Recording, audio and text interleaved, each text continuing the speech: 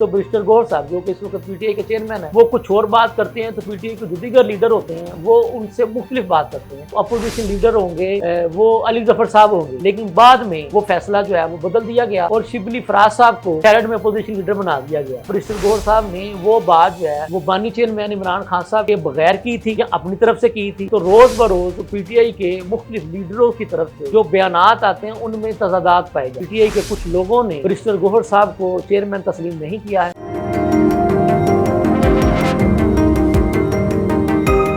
लम्हा news paper मैं हूं शहजाद मलिक। नाज़रीन, बात यह है कि क्या वजह है कि पीटीआई के अंदर जो इख्तलाफात की खबरें जो हैं वो दम नहीं तोड़ रही हैं। क्या जो है वो पीटीआई के कुछ लोगों ने बैरिस्टर गौहर साहब को चेयरमैन तस्लीम नहीं किया है या फिर वो किसी और के एजेंडे पर काम कर रहे हैं।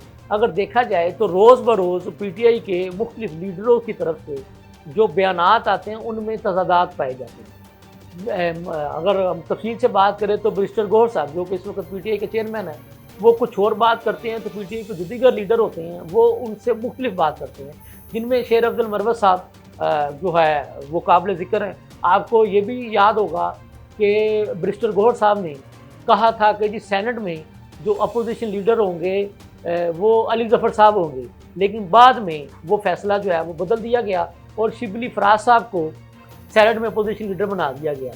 तो बात करने का मकसद यह क्या बैरिस्टर गौहर साहब ने वो बात जो है वो बानी चेयरमैन इमरान खान साहब के बगैर की थी या अपनी तरफ से की थी, और अब जब के शिबली फराज साहब को सेनेट में अपोजिशन लीडर बनाया गया, क्या अब भी इसमें भी इमरान खान साहब की मर्जी शामिल है या फिर कुछ और लोगों जो है वो इमरान खान साहब से बाला बाला जो है वो फैसले करते चले जा रहे हैं। बहरहाल ये सवालात अपनी जगह पर मौजूद है।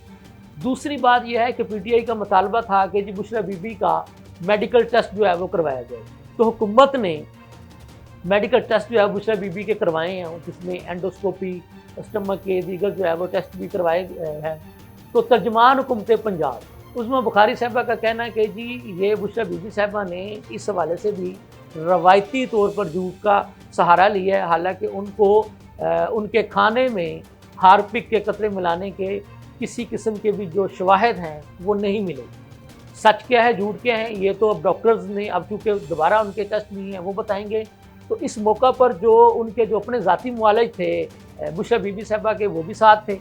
पर अब भी इसके बावजूद हुकूमती रिपोर्ट को बुशरा बीबी साहबा या इमरान खान साहब मानते हैं नहीं मानते हैं ये तो आने वाला वक्त ही बताएगा। लेकिन हुकूमत वक़्त ने इनकी डिमांड पर इनके टेस्ट करवा कर मैं समझता हूँ कि अच्छा काम किया है।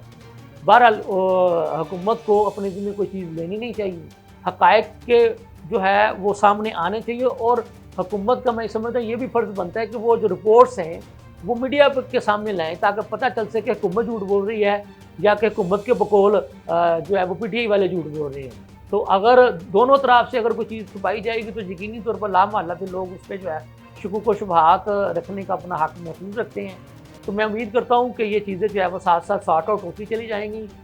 तीसरी बात यह है कि पीटीआई ने जब सदर ममलिकत के खिताब के दौरान जो हुल्लड़बाजी की, जो शोर शराबा किया, उस पर जो है चेयरमैन पीपल्स पार्टी बिलावल भुट्टो ज़रदारी साहब बड़े नाराज़ हैं।